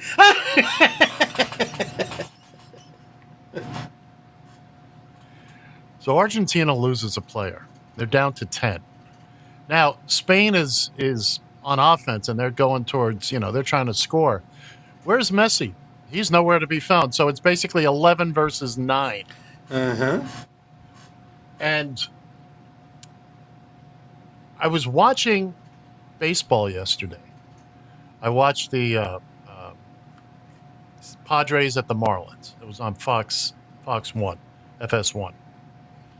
So immediately after it came soccer, MLS, Cincinnati and Columbus. That crap's not over with yet. No, so we have our own soccer league here. So I'm watching the game. I'm kind of half doing other things and half paying attention. And this guy goes down. One of the players goes down. He's holding his face. And you're half expecting, when he takes his hands away from his face, you're expecting an eye hanging out. Yeah. Buckets of blood. They show the replay. Nothing touched him. No, of course not. See, now, in the NBA, you get called a technical foul for flopping like that. They should give them a what do you call it, a free kick or a Rochambeau? I don't know, whatever the hell it's called. There is a rule. It's called simulation. But apparently Stimulation? That too. The refs don't call it. Well, then what's the point in having the rule? Look, it makes me, as much as I want to be interested in that sport, that is the one thing that's holding me back from actually getting involved. Because Me I too. can't. Me too. Just that one thing. I know. You're and you want to see them with sticks, right? Oh, absolutely. Yeah. Oh, wait a minute. That's a cross. Oh, okay. Sorry. Look. That's why Notre Dame doesn't have a hockey team. Oh. Because I said, do you want to put a stick in the hand of an Irishman? Hey, now! But the other thing I noticed, and I've been noticing as I was watching the World Cup, is as much as these players flop and it's, oh my God, it's a life-ending injury, but yet they're beating the living daylights out of each other. They're climbing on each other's backs, literally chasing the ball. And I'm like, how is that legal? They're doing this, and then because a blade of grass touches their skin, oh my God, it's the end of the world, and blah, blah, blah, blah, blah, blah, blah. Well, here I got something for you. I don't know if I mentioned this last week or not. I don't think I did. Speaking of baseball, Affleck. Now, my brother and I were umpires together for years. My brother Jim actually went to the umpire school for a year, but he was, as they said, he was too old to go through the minors and then get to the majors. But anyway, so I saw a Twins game. I was watching a Twins game, and there was runners at first and third, and the pitcher gets on the mound, and he throws the pitch, and the third base umpire is yelling, "Balk!" I'm going, what for? What the hell did the guy do? They're showing it back, and I'm going, what did he do? Apparently, he didn't tell the third base umpire that he was going to pitch from the stretch or the windup. Oh, I've heard about that. And I went, what? You have to tell them? Why? It's none of their damn business what I'm gonna do out there. So I call my brother. I go, what the hell is this? He goes, well, apparently it's some kind of new rule. He says, because I was umpiring a college game earlier this year, and the pitcher looked at me and says, I'm going to pitch from the stretch. My brother says, so what? What do you want me to do about it? What do you want me to do about it? I mean, if you got a runner at third and you want to pitch from the windup, be my guest. The guy's going to steal home. Why should there be a rule to make you not screw up? I went, and apparently it's a new rule this year, and I went, that's just ignorant. I don't know who thought of that rule. I bet it was Shohei Ohtani! I bet it was. Here's one. I watched this video last night. I don't have it to show you, but I'm going to describe it as best I can. So there's a game the other night. The teams are escaping me right now. So the pitcher's on the mound, and at about 7 seconds, the clocks, this was a major league game, all the clocks shut off. Okay. So he steps back off the mound. He's like, hey, man, the clocks are off. The clocks are off. Second base umpire immediately calls a balk. Now, in the course of the discussion, and I come to find out I didn't know this, the umps aren't looking at the clocks. Like the second base ump, who happened to be the crew chief, tells the pitcher, I'm watching you. I'm not watching the clock. Exactly. But now, apparently the home plate umpire has a little thing on his wrist with the buzzer that tells it'll him buzz, yes. So now, of course, the pitcher is still out of his mind. The clocks went off. The clocks went off, and the umpire, the second base ump, the crew chief, said something that I thought of too. He says, "You still got to pitch the ball." Yeah. So what? So what? Here's pitch $1. Call somebody who gives a damn. Well, and I guess there's something to be said for the pitcher wanting to, bring it down as close as he could, using the clock to his advantage. But the clock goes off. Throw the ball. Yeah. Just throw the ball. Yeah. That's like when I'm taking x-rays and I hit the button, it turns the light on so I can see what part I'm x-raying and can collimate into that one small area. And people I'm getting ready to hit the button, will pull their hand out of the way and go, the light went off! Thank you! But what gets me is this guy is old enough to at least pitched in probably college. In the minor leagues and college, with the pitch clock. Without a clock. He started out when he was a kid without a pitch clock. Okay, in the little leagues and stuff like that. But once you got to I believe, a single A ball, there's the pitch clock. There might even be some international league type stuff. I don't know if they have it in college or not. I don't think so. I haven't umpired a college game in years. So I'm trying to find out when the pitch clock came about. Well, it started in the minor leagues, and they were testing it in the minor leagues first before it was approved for Major League Baseball. Hold on 1 second. I'm trying to... And I believe it's been probably 5 years ago, maybe? Okay, so that's my point, is that it hasn't been terribly long. No, but a guy like this, you were pitching in the minors with it. He had to have at least spent 2 years in the minors. Right, but my point is, even if the clock goes off, you've pitched without a pitch clock at some point in your life. Yes, you did. You knew it was at 7 seconds, so just throw the ball. Throw the ball. You had more than enough time to throw the ball, but he had a brain aneurysm and decided to step off and get called for a balk. And I can see where, okay, I'm accustomed to having this, but you know what? Doesn't change the fact. I agree with the umpire on this one. You got to throw the ball. Well, see, and that's where so many people. This is the one that used to drive me nuts. I'm behind the plate, and the batter to one of the things. The batter steps, just the one. Just one. We'll discuss just this one this time. The batter will step in the box, and they're scraping out the line or something, and his foot's on the line or out of the box, and the catcher goes, "Hey, ump, his foot's out of the box. What do you want me to do about it? You need to shut the hell up. Let him hit the ball. If his foot's out of the box, I'll call him out. You just told him his foot was out, moron."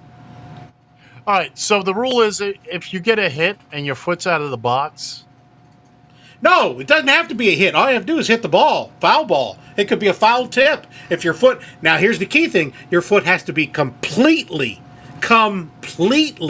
out of the box. Out. Okay. Yes. So your toe could be on the line. Yeah, so could your heel. Right. And it's not going to matter. You still had, it's like fair and foul. The ball hit, they blew up chalk. Choppy. Well, it's a fair ball. Yeah. Right. And the thing that really disturbs people is the fly ball to the outfield. It hits the foul pole, but it's a fair ball. Yeah. Well, that's we. There used to be a sportscaster here in New York City, Warner Wolf, and he always referred to it as the fair pole. The fair pole, which it really is. It's technically yes, it is. Yes, it is. It's the fair pole, but I guess foul pole is just one of those things that's endured. And baseball is one of the only, if not the only sport that you can hit that line and it's in play. You touch that line in football, you're out of bounds. You touch it in basketball, the ball's turned over. So, Right. Soccer, too, you can actually be out of bounds, but the ball isn't. Yeah. And it's still in play. No, I'm not trying to get you all worked up about soccer, but... Too late. Too late. we did our best, kids. What can I say? We did. Well, it's all those funky little rules that. Oh, and have you seen the latest thing? That I don't know. There's I'll let you know. I'd love to hear this.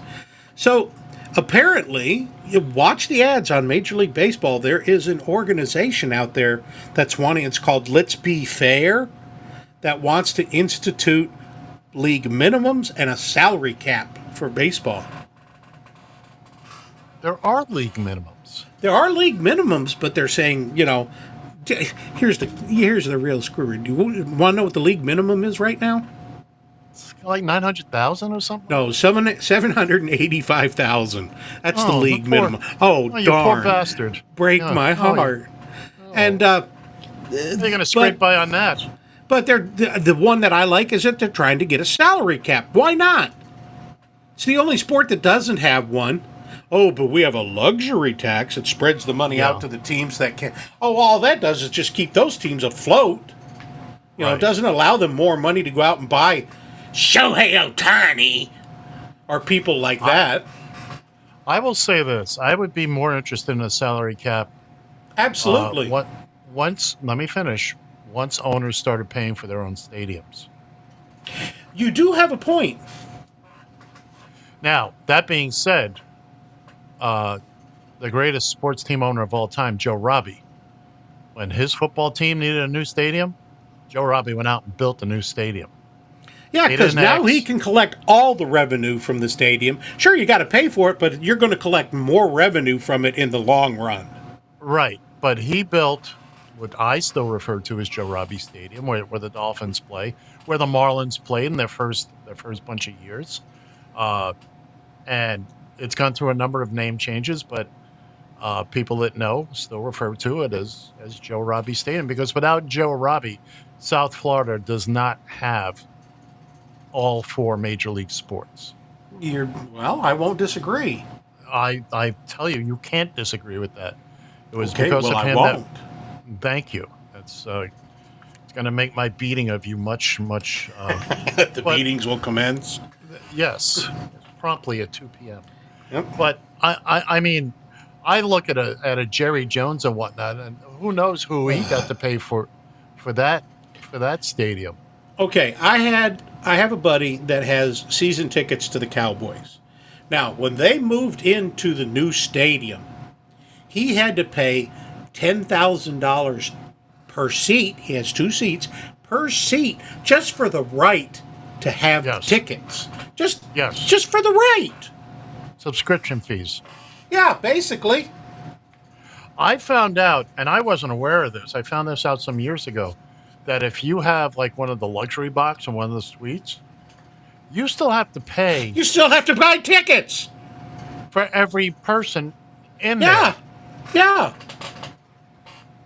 I'm like, are you kidding me? You're spending a lot of dough for that thing. Look, most of those are corporate and all that. And Yeah, well, exactly. But I mean, how much is it? Well, I found that out with Twins games. We were going to at work. I was going to say, hey, let's all throw in some money. We'll rent a suite, have a party. And then I found out, well, not only that, but now you got to buy the tickets too. I'm kind of like, well, no, wait a minute. Because you get the seats immediately in front of the. Well, in some stadiums. Yeah. Some stadiums you have the seats immediately in front of the box. Yeah. You have the box and then a little balcony type thing. I got to watch a Red Sox game from a luxury box in Fenway. Far out. Oh, let me tell you. Now, because did you have to put numbers up during the game? We were close. You were close. we were down the left field line. We were like the third one from the end. And I can remember sitting there looking at the Green Monster, and they have the seats there that go like up 4 rows. Yeah. I'm like, there's no possible way you'd ever get me. How the hell do you get up there in the first place? Well, let me tell you, to get to where we were, because Fenway's an old park, and this was obviously an addition. You got to go up. You're basically climbing up the backside of the stadium. I mean, there's stairs, but which they've installed in walkways. But you're walking on the roof of the stadium. So what you're telling me is when you leave, you have to rappel down out of the stadium. It wasn't far from that. It wasn't. The real big kick was we all smoked. So to go for a cigarette, you couldn't just step outside. You had to go all the way down. Well, I like Bob Casey, who was the announcer for the Twins. He's the one that did the now batting number 34 center fielder Kirby Puckett, and so he was always like that. So before the one game, we're sitting there and he goes, "No smoking. There's no smoking in the Metrodome. If you want to smoke, go to Chicago." It's like if you get on like a lot of Southwest flights, or they had some great flight attendants. One of the standard gags is we do have a smoking section. It's on the left wing. Yes, exactly. You need to smoke that bad. We'll open a door for you. Open a door for you. Not a problem. What the hell were we talking about? I got. Who the hell knows? It's just killing time. Son of a gun! Blah. Man, that all got obfuscated. It did, didn't it? It was obliterated. To smithereens. To smithereens, I tell you. Oh. Where was I? Oh, we were talking about stadiums and owners. Look, I'm a big fan of if owners you want a salary cap, then build your own stadiums. Okay? Or pay back the city that paid for it. I mean, really. If I own a shoe it's store, your team. It's for crying out loud. You're getting all the revenue. The only thing that the city's collecting from it is the parking around. Yeah. And then there's some ballparks that don't even do that. I mean, if you've got parking at the stadium, he's collecting that. But if you have parking ramps and stuff off-site, now the city's collecting that money. Or whoever happens to own the garages. Well, yeah, i.e. Look, like I was saying, if I own a shoe store and I decide I need a bigger shoe store, I don't go to the city of New York and say, build me a shoe store, I'm going to move. Yeah. See you, bye. You know what they're... See ya! Uh-huh. Don't let the door hit you in the ass on the way out. Don't let the door hit you with a good Lord split you. And keep in mind now, too, folks, ladies and gentlemen, we've run out of places to threaten to move to. No kidding. Where are you going to go to next? Antarctica? I mean, Tampa was a big one for a lot of years, especially in baseball. The Twins were threatening. The Twins were threatening to move to Tampa, and I was like, "Give me a break." Everybody threatened to move to Tampa. Everybody. Well, then who we always called Satan, who was the guy that used to be the Milwaukee Brewers owner and then became the commissioner. Bud Selig. Yes. Talk about your idiots. He was wanting to contract. Right. And the Twins were one of the teams. I think the Twins in Pittsburgh were two of the teams they wanted to contract. Just throw all the players into a pot and spread them out throughout the league. Right. Well, the thing with Tampa at the time was they had already built the dome. Yeah. Hoping to get a team. So everybody said, oh, look, I'll just say we can move tomorrow and start playing. And it was interesting. Before we got the Marlins, there was talk of the Giants moving to South Florida. Oh, the San Francisco Giants? The San Francisco Giants. And I remember reading... That's ignorant. I remember reading something. Some columnist at the time made the point. He says, look, they didn't even have to change their uniforms because the SF can stand for South Florida. South Florida. We're ready. Bring it on. Bring it on. And thank goodness we didn't get the chance. Now, somebody brought up something yesterday because the Twins are playing the Athletics right now. And that stadium is still not going to be open until, I thought they said 28.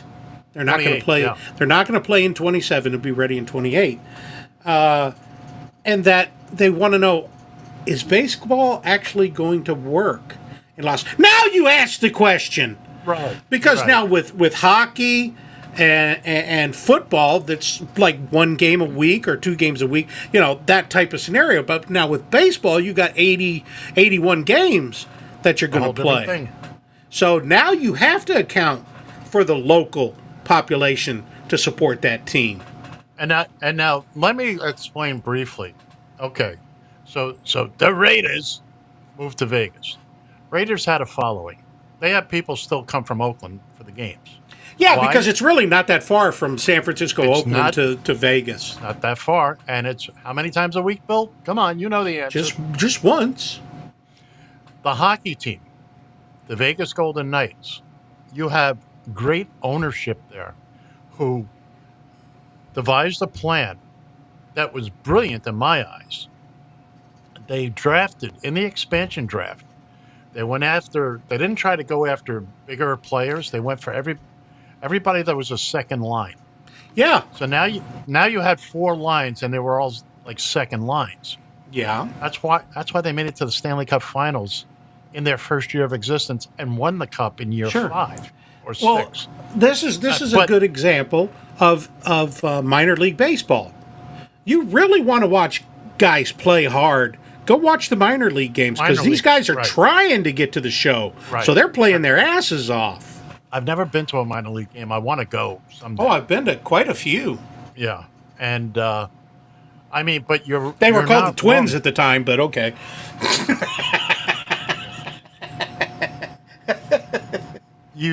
There was also the joke that there's a prison in Stillwater, Minnesota, and then when Pete Rose was going to go to prison, we're going to send him to Stillwater to keep him as far away from Major League Baseball as possible. But now you also have, okay, I understand they're building a dome there in Vegas. And, look, you're still playing in the summer in Vegas. I know it gets cool. No. Let me tell you, Ed, they built a dome down here in Texas. And I praise Allah every time I go down to watch the Twins play, and it's in July or August because that dome's up there. I can't tell you how many times I go down to watch games. It's 104 degrees, and you're sitting in the sun section. I'm sorry, you can't enjoy the game because you're just looking to survive. I went to a couple of Dolphin games in September, which, believe you me, a September game in South Florida is just as important as a December game in Buffalo, weather-wise. Oh, yeah. Because it is miserable. And I have sat on the sun side of the stadium at a 1 o'clock game where, and again, it's 92, 93 degrees. Humidity is insufferable. Yeah, you need oxygen just to breathe normal. And I can't imagine sitting out 85 degrees at night in Vegas or whatever it gets to in the summer. Look, but again, you're right. There is a big, huge difference. You're talking about games every day. Well, yeah, because here's the key thing, and this is one of the things when they built the Metrodome in Minnesota, was that now those games are going to be played. There's not going to be a rainout. So people from like Fargo and Duluth and places, outside the Metroplex can buy tickets and know that game is going to be played. By the way, I just did a quick check, and I like the idea that they did this. The stadium in Vegas is at 33,000 seats. Yes. Now, they were doing that years back. Remember how they were, only 40,000. And then they wound up playing a World Series game there, and they were having an S-fit over it because they only could put 40,000 people in the stadium? Yeah, but you got to look at 81 games a year. Exactly. You're not going to sell out most of them. The Metrodome, if you remember the configuration, there was that big hefty bag that was out there in right field. Well, during the season, they had in the outfield upper deck, they had a big curtain that covered up a bunch of seats so that you couldn't sit out there because they weren't selling out the games. No, look, I went to the first few years the Marlins were in existence. They played at Joe Robbie Stadium, which, by the way, it was built. When Joe Robbie built that stadium, he built it with multi-purpose in mind. Yeah, a lot of them did back then. But no, he didn't do the cookie cutter thing. Oh, he didn't do that? Okay. No, the architects designed it as such so that should the day come, I mean, it was designed for both soccer and football, but it would be relatively easy to convert it to be able to play baseball there. It was, basically it was like they put the perforated lines in. So you could just cut along the lines and take out those seats. Cut on the dotted line. Right. And, and it was, but yeah, you're sitting in a football stadium. No, not all those seats are being used, and you know that.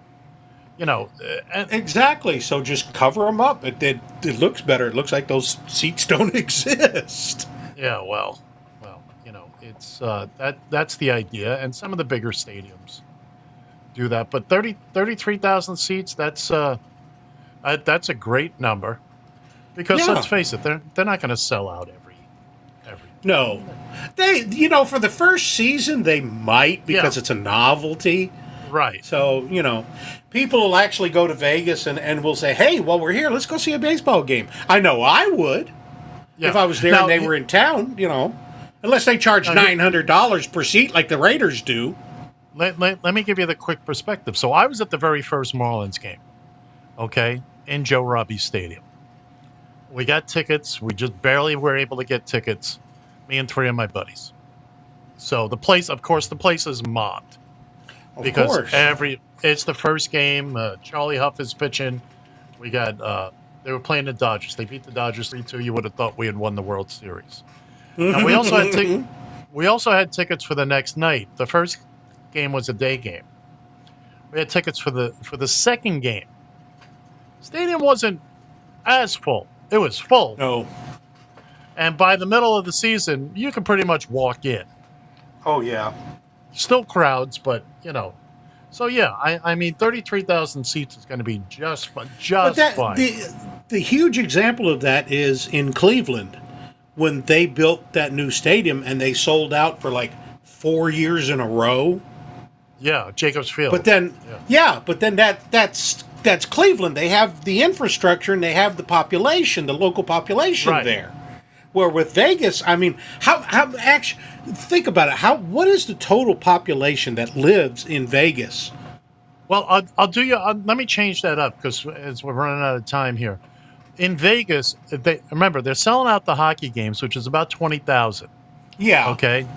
And also, you've got a lot of people like yourself. Well, shoot, I'll go there and I'll see the Twins play. They're going to have a certain percentage of tourism going into that stadium. And I may very well do that, say, oh, well, I'm planning on going to Vegas, but let me look and see when the Twins are going to be in town, and I'll plan my trip around that. And you're going to see an awful lot of that.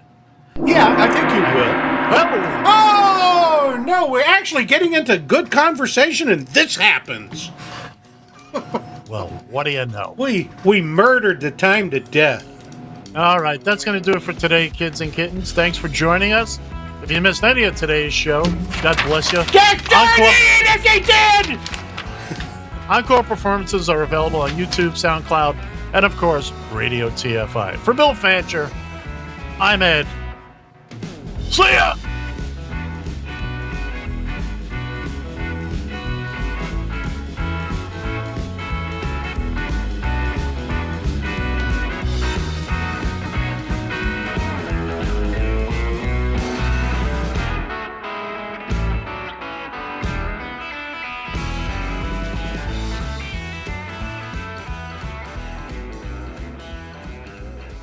Dave's not here.